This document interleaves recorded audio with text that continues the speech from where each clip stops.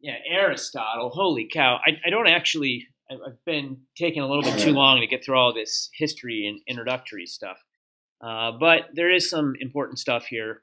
I'm going to probably flash through a couple of these slides. But the Aristotle, he is important. He is important. He really, a lot of his ideas did guide a couple thousand years of Western civilization. Uh, did I talk about this slide already? But I did talk about this, right? Yeah. So, Aristotle, in the time of the Greeks prior to him, there was this idea that, thunder was Zeus bowling or whatever, right? Like the guy was angry for some reason and he throws some lightning bolts and you suddenly get sick because or injured or something nasty happened to you because some capricious God had, a bad day. And that was really a hard world to live in, wasn't it? So Aristotle said, come on, you guys, this is stupid. This is stupid. So, but he didn't want to completely upend the ontologic foundations of his entire society and civilization. So he was pretty clever. He said supernatural causes of disease were teleologi, which is obviously where we get the word theology. Teleologi. So this is still, he left room for the angry gods, but he gave this a name, the teleologi. However, he said that there are natural causes for disease. You can get kicked in the head by a horse.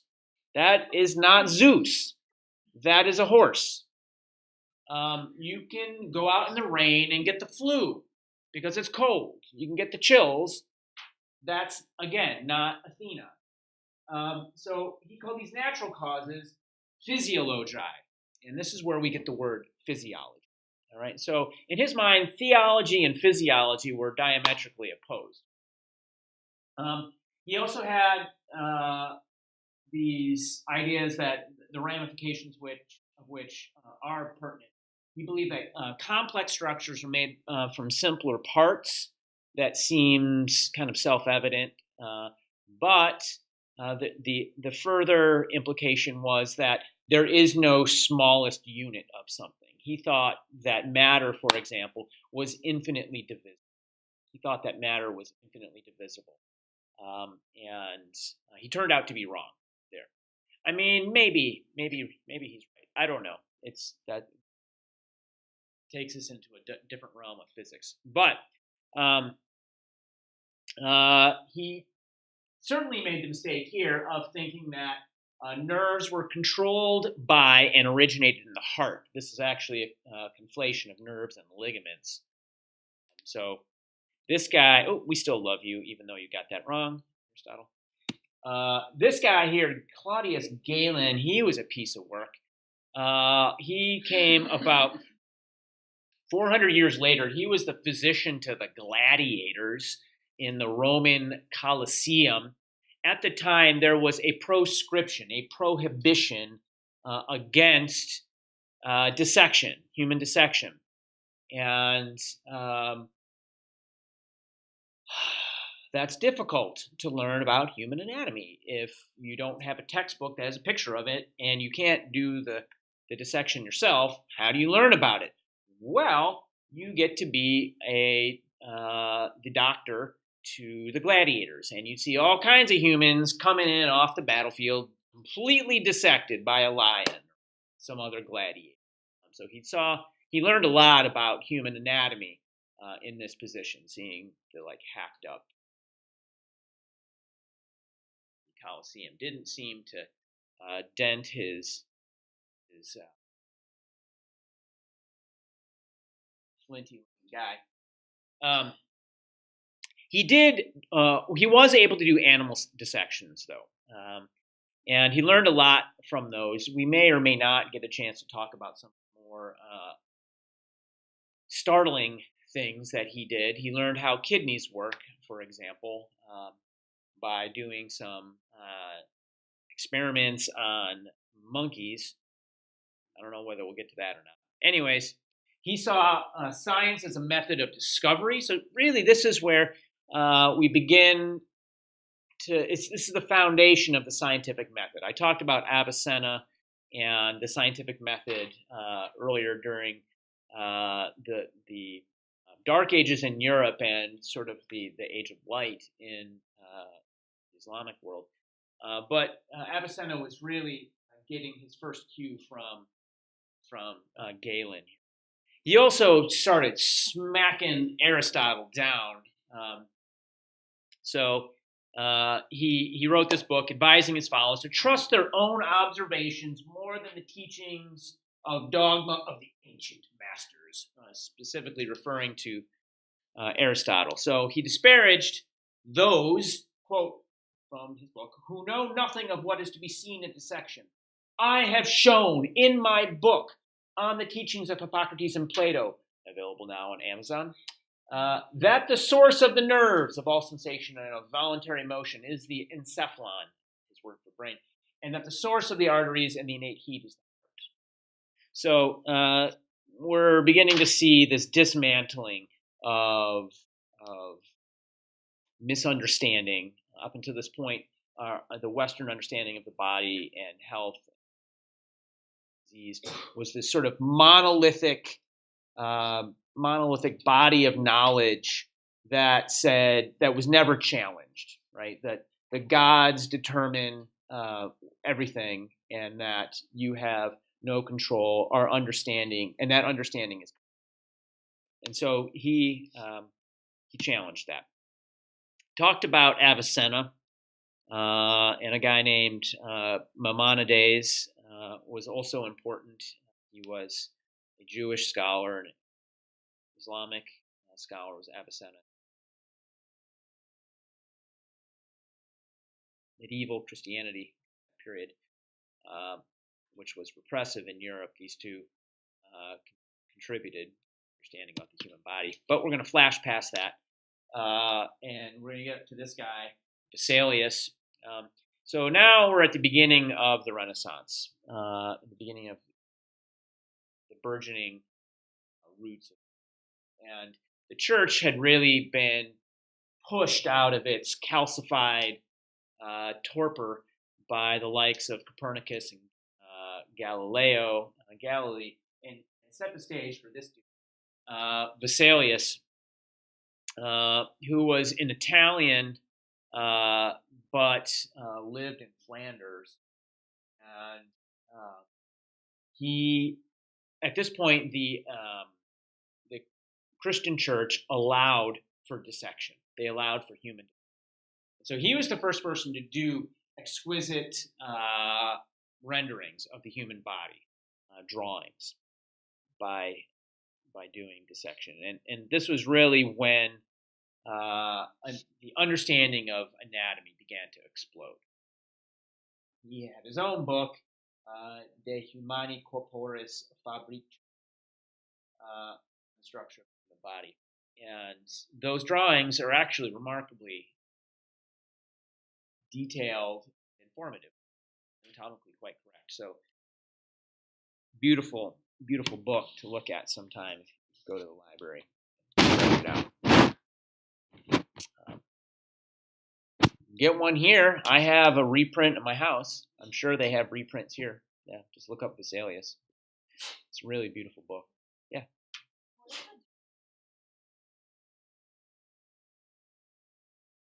I would say nothing.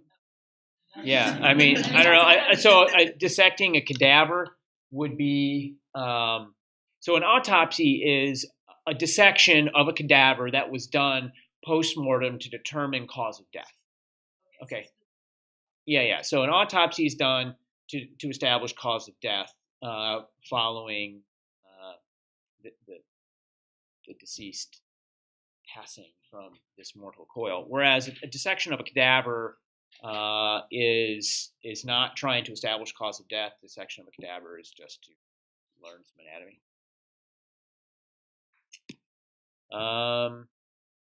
Okay, these two. Let's skip those guys. They're interesting, but let's get on. Robert Hooke. So, well, you groan. You see Robert Hooke. He tortured with Robert Hooke, huh? Yeah, Robert Hooke was actually a pretty interesting dude. I think he was. So Galileo and Copernicus, these guys were like telescopes looking at things very far away. He took that same idea and made a microscope to look at things very small.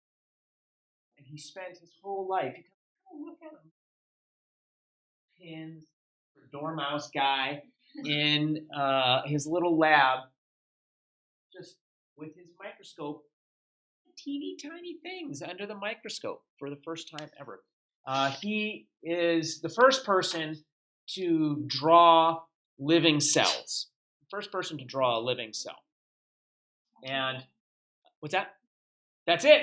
This is it. This is a small fragment of a larger drawing that came from a book of his called Micrographia that he published in 1665. And so this is actually a drawing of cork. It's a fair representation of what cork looks like under the microscope in both longitudinal and cross section. And he saw this like pattern. He saw this pattern. He said, "Whoa, those individual things are cells. They're cells." And he came up with the name cell because in a monastery, the priests, the friars, the monks, whatever, that had to live in there, they lived in teeny little boxes, one after another, that looked like that. Little square, nasty, dark boxes where they would live their lives. And he said, okay, well, it looks sort of like that. All right, so this is important. What Robert Hooke started was important because up until him, we had Vesalius and all these other guys that were thinking about anatomy macroscopically, right? But he said, well, there's this other aspect to the structure of organisms, this microscopic structure. So that's going to end up being important. The last guy in my historical tour de force here is not an anatomist at all. He wasn't even really a scientist, maybe, sort of. His name was Louis Sullivan, and he is sort of a favorite of mine. So Louis Sullivan was an architect. He was an architect who built the first skyscraper. That is a building that has steel beam construction, steel beam construction that allowed them to go up, right? Before that, it was just, post and beam, but this was steel beam construction. First guy that built a skyscraper. Has anybody been to St. Louis? Okay. Cool town. I like St. Louis. It's a pretty cool town. The arch, right. So if you were standing looking at the arch, kind of a little bit to the northwest, looking southeast at the arch, and then you did a 180, you would see that building. And that is actually the first skyscraper. That's right downtown, there in St. Louis by the waterfront. So in 1859, this guy changed the way the world thought. Charles Darwin, with his publication of The Origin of Species, right? And this introduced evolution and the idea of natural selection to the world. And it blew every thinking person's mind up. It really did. And not just in science, but throughout all of these disciplines. It really, he was looking at it through biology, but this was a window into how systems evolve and how things interact. And it was much more fundamental implications than simply some turtles on some islands, and hummingbirds in the Galapagos. Okay. So Louis Sullivan was one of these people that was strongly influenced by him. And he wrote a book. All these guys had books, because he was out there. It is the pervading law, quote, it is the pervading law of all things organic and inorganic. Already, just by that first sentence, you can see that he is referencing Darwin. Because this guy builds buildings, that's inorganic. But he starts by saying all things organic. So he's talking about something larger than a building. He's talking about life. He's talking about life. It is the pervading law of all things organic and inorganic, of all things physical and metaphysical. He's going even beyond. He's going even beyond the physical realm, not just buildings and the people that inhabit them, but he's talking about metaphysics here, right? So sort of like a larger sort of spiritual realm, right? So the metaphysics of all things human and all things superhuman. Again, appealing to the divine, of all true manifestations of the head, of the heart, of the soul.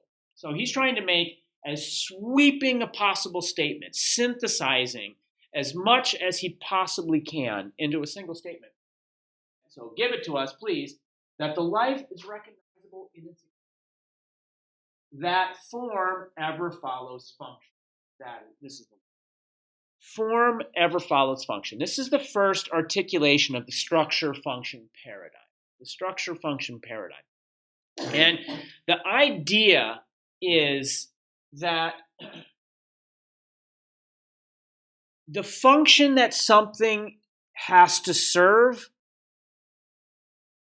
dictates the form that thing, that entity will take. All right? So that you need something to roll, well, make it round. All right? Form follows function. Form follows function. What does this have to do with the anatomy and physiology of yoga?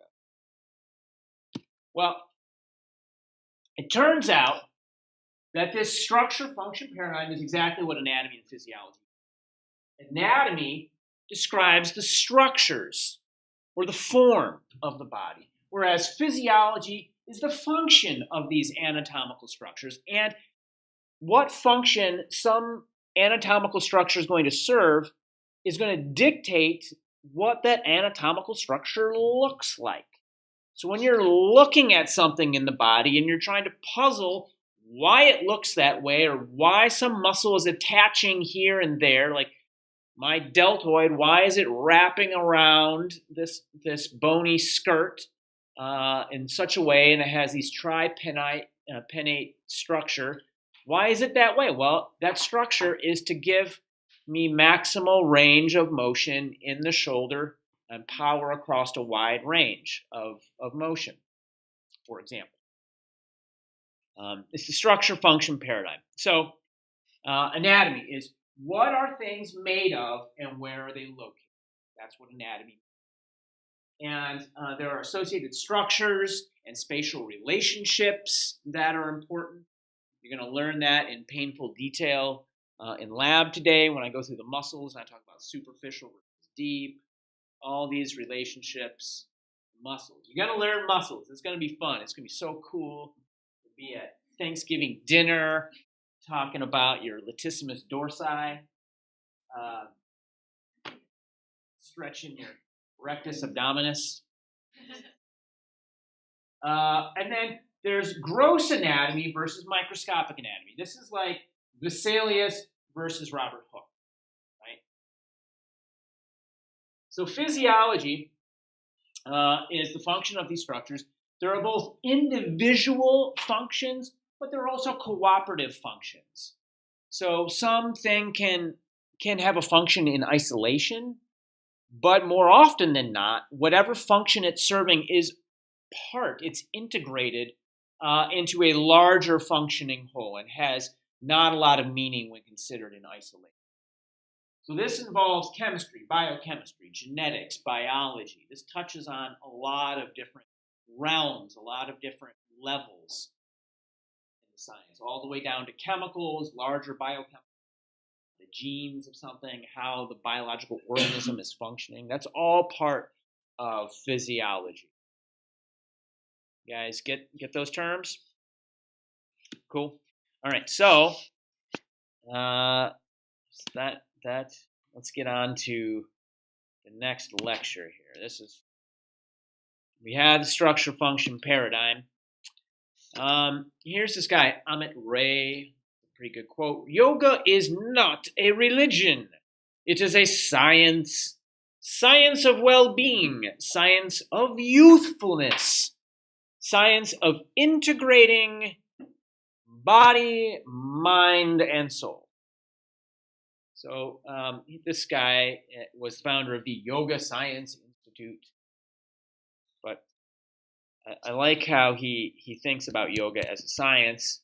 And that's something I had wanted to like take some time and unpack as a group, because we've sort of tried to come up with a definition of yoga, and we've tried to come up with a definition of science. And how is yoga a science? How is it a religion? He denies that it's a religion. I think that there are aspects of it that are, or at least it's debatable. What do you guys think?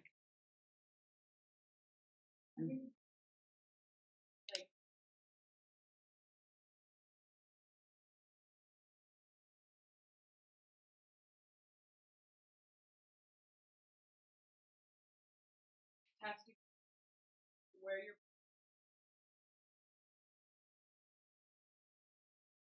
which or like or like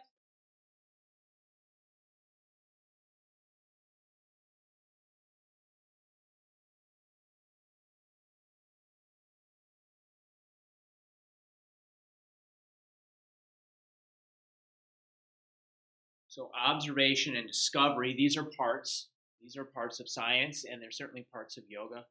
What else? Can we push it more? I don't know. Can we? Either?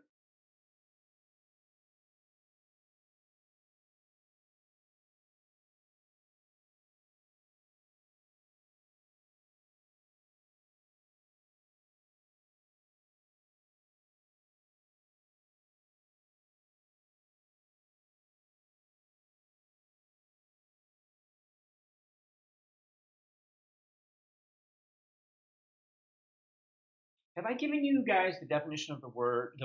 Not etymology, the word origin of the word religion yet?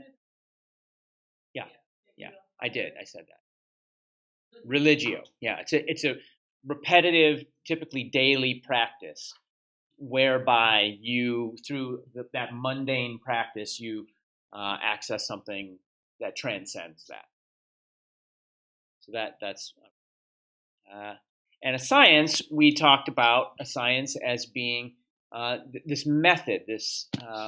You go through a process that helps you expand your understanding and build new frameworks for interpreting the observations we make.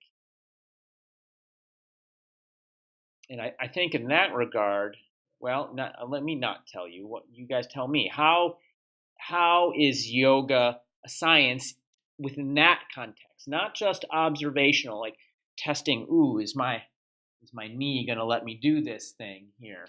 But as a process for expanding our understanding, expanding the paradigms that we're using to interpret the world.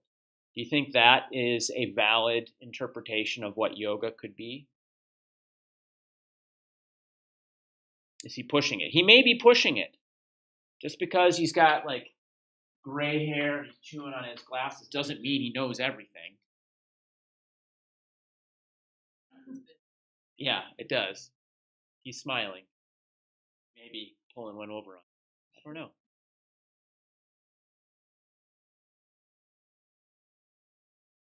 Should we revisit the thought? Yeah. It is a big question. We'll come back to it. We'll come back to it. I think it's worth coming back to. Yeah.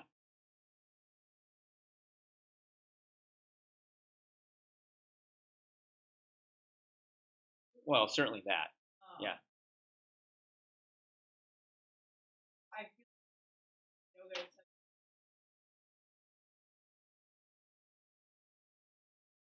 thing with individual. Sure. Absolutely. Agree with that.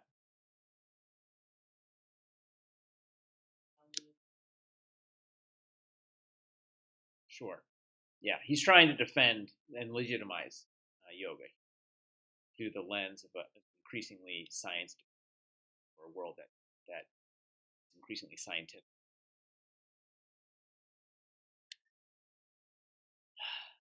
All right, we'll come back to that. So, the main scientific components or elements of yoga. These are lifted directly from the textbook I gave you by Applied Anatomy and Physiology of text. This is Simon Borg Oliver or Olivier. I don't know how to say it. Huh? Well, yeah, he was a student of Iyengar. So this guy comes from Iyengar. So Krishnamacharya. Olivier. And in that text, he lays out what he calls the scientific components or elements of yoga. So stretching, isometric, strengthening. Isometric means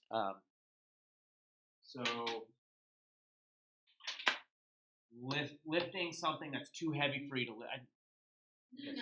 Yeah, isometric means the muscle is not changing. Iso means static. We'll get to that a little bit.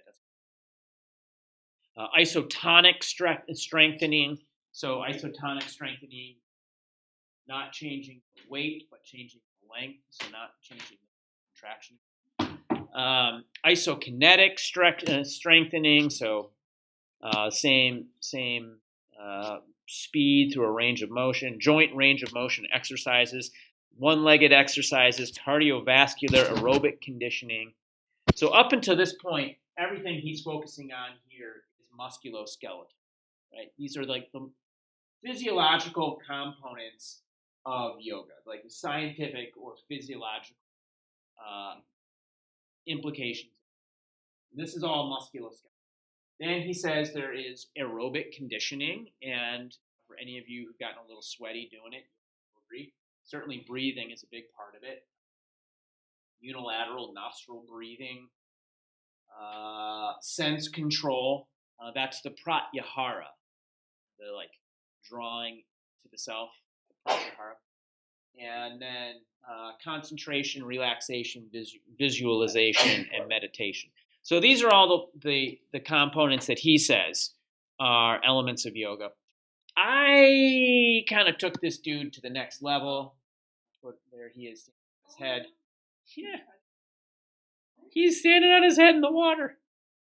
Yeah, the internet is full of weird pictures. I think he's alive. That's a weird way to die. It's like a really strange picture for a corpse. Yeah. Yeah. Bad way to go. So here, I expanded this. I added a bunch of stuff to this. So soft. Yes, ma'am. So is this the same like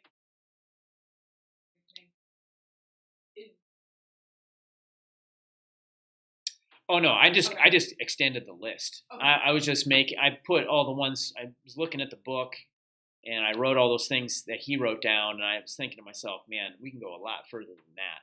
I'd like to cover more than just like the effects on skeleton.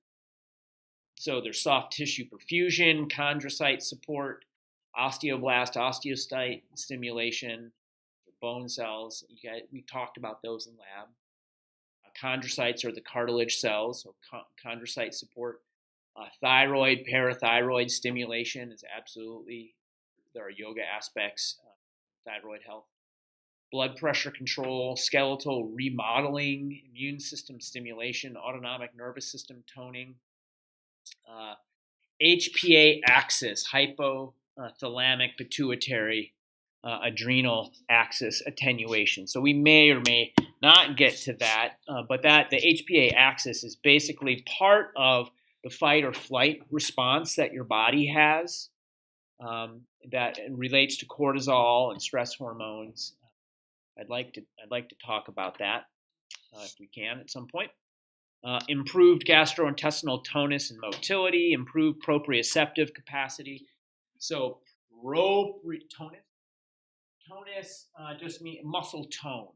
So like muscle, like ambient baseline. So as you're standing here, your muscle feels completely relaxed, but it actually is not fully relaxed. Usually there's like some baseline muscle tone. So like what's the baseline muscle tonus in your abdomen, the muscle strength and muscle contractive thing. So when you don't have good muscle tonus, gut is when you get diverticuli, which is a problem. Diverticuli? It's basically like small herniations in the wall of your intestines that it is actually sadly common, yeah. It leads. How was that? No, totally different. I didn't mean to say to lead you to think it was her abdominal wall herniation. This is just like a weakness in the muscle fiber so here's your colon, right? We'll talk about it, but here's your colon. The muscle fibers will separate like this, and you'll get a little pouch that comes out there, and fecal matter can go into the pouch and reside. You can get diverticulitis, and inflammation of it colon cancer. A lot of people have colon cancer, right? It's the number one cause of colon cancer, or correlative, right? So if you have diverticulitis or diverticulosis, it's the number one predictor of colon cancer. And this is why you have high fiber diets, folks. Have a high fiber diet. So like some work, give those muscles some work, right? Like exercise the muscles in your gut, right? Yeah. Yeah, absolutely. Yeah, I could do a couple lectures right at the end just about nutrition if you guys want. Yeah. Okay, well, yeah, maybe. Diverticuli. Don't be afraid to learn about your body. Never be afraid to learn about your body. Diverticulosis is when you have the diverticuli. Diverticuli is a noun. Diverticulosis is a condition. I guess it would also be a noun. And then diverticulitis is an inflammation of the diverticuli. Does that make sense? Okay, so here we go. We're going to climb the ladder of life. I'm going to start at the beginning. I am not, because this is a class for non-science majors, I'm not going to assume that you know anything. I'm going to just, an atom? Yeah. I think I will talk about what an atom is in a moment. All right, let's see if this works. Carl Sagan. Let's see, it may not come through speakers anywhere besides on my thing.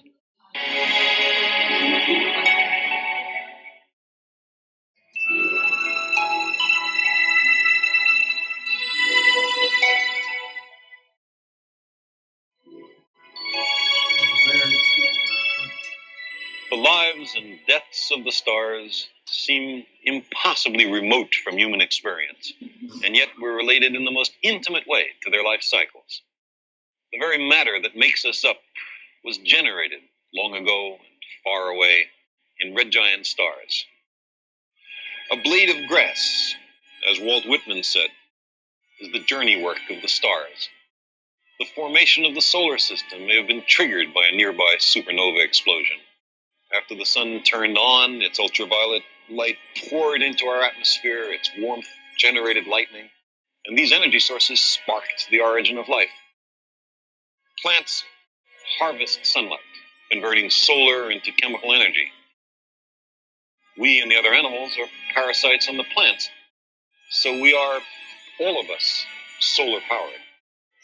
The evolution of life is driven by mutations. They're caused partly by natural radioactivity and cosmic rays, but they are both generated in the spectacular deaths of massive stars thousands of light years distant.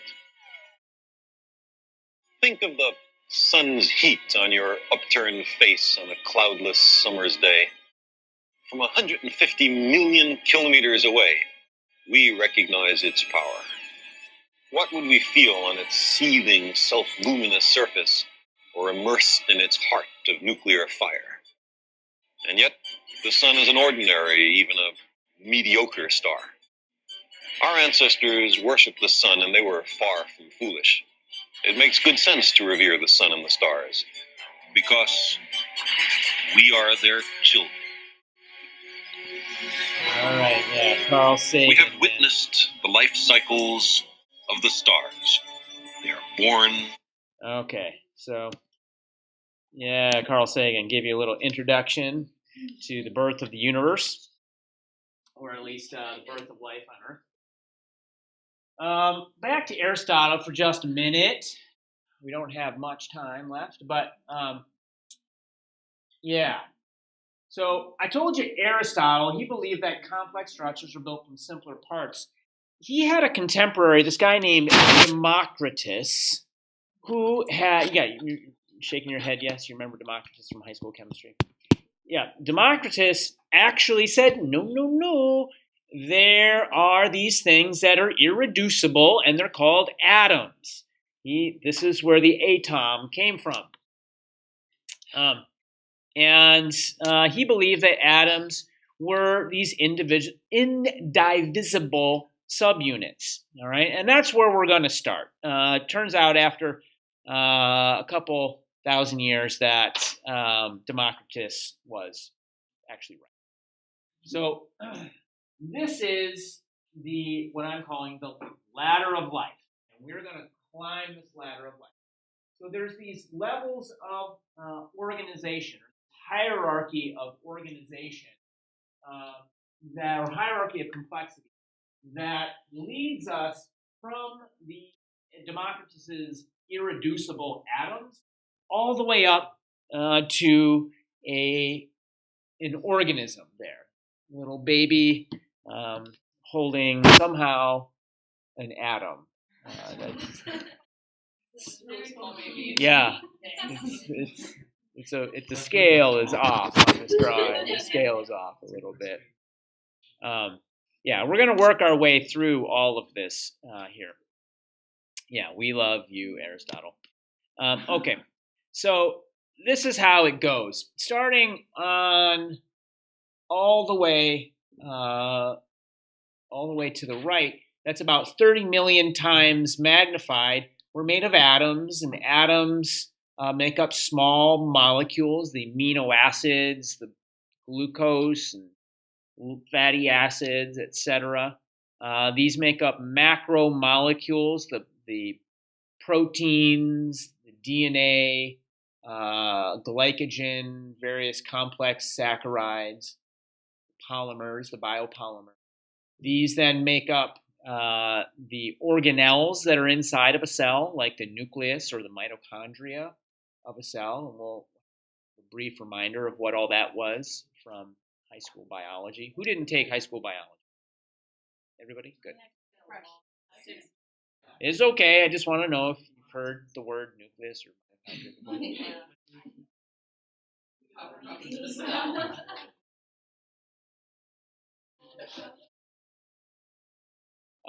And then cells, and cells make up tissues, and tissues make up organs. And this diagram here is actually cutting out the organ and organ system level, but we were not going to forget about them. So this diagram here gives us a way to sort of put all of this in perspective in terms of how do we know, how do we see, what evidence do we have, how do we observe things on each of these different levels. So the smallest thing that you can see with really sharp eyes is a human oocyte. You know what a human oocyte is? Right here. Yeah, it's a human egg cell. They're actually really large. They're very large as far as cells go. But it's the teeniest thing that you can individually pick out with your eye. You can't see the details of it, but you're like, ooh, there's something there. You see something. Yeah. So, and then there's the compound light microscope. So that's what Robert Hooke was using, and you can go down pretty far with nice ones nowadays. Can't quite see viruses, but you can see pretty much all bacteria are visible with a light microscope. And then they have these electron microscopes where they send beams of electrons, and that can get you down really small. In fact, there's last year, the team, I think, that won the Nobel Prize in chemistry got it for some type of cryo-electron microscopy. There's some type of electron microscopy that can go even higher resolution than a transmission electron. But these other electron micrographs are how we get down to the really small structures, the biomolecules, and small. So, all right, a little bit of high school chemistry here. Atoms, they have nuclei. That's where the protons are. This is where the mass is. Positive charge is in the nucleus. Electrons are a cloud around it. That's the negative charge. A reminder of that. Gesundheit. Is there anything else there? No, I think that's all you really need to know. So that's an atom. And atoms are arranged into the periodic table. So the human body can be thought of as simply a collection of atoms, right? I mean, that's what we are. In fact, it's really just a pattern through which matter is passing. Chances are pretty high that there are not many atoms left in your body at all that were present in your body when you were born, right? Yeah, the atoms all of the atoms that made up your body when you were born are probably all gone. They're probably mostly, if not all gone at this point. So that's interesting. You're still you, but that matter has passed through your body. Yes, ma'am.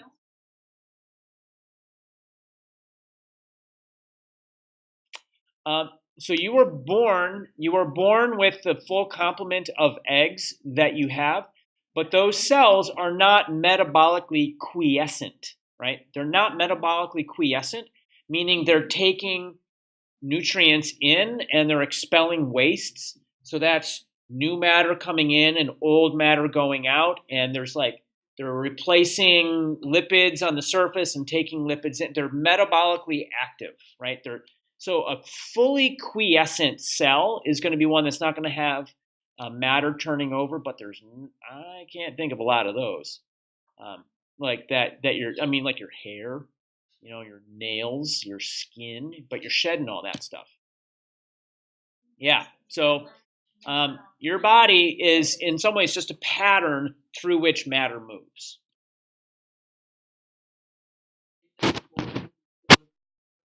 Right. Yeah. Yeah. Exactly. Yeah. That's exactly. Our bodies we're just a ship of fools. So here's the first periodic table put together by Mendeleev, and the field of ionomics. Ionomics is how we measure the total elemental composition of an organism. All right. So when I say that we're a pattern through which matter moves, the different elements are making us up and passing through us at different rates and in different totals, right? We have so little time. Yeah, why don't we start the next? Why don't I let you out like 2 minutes early today?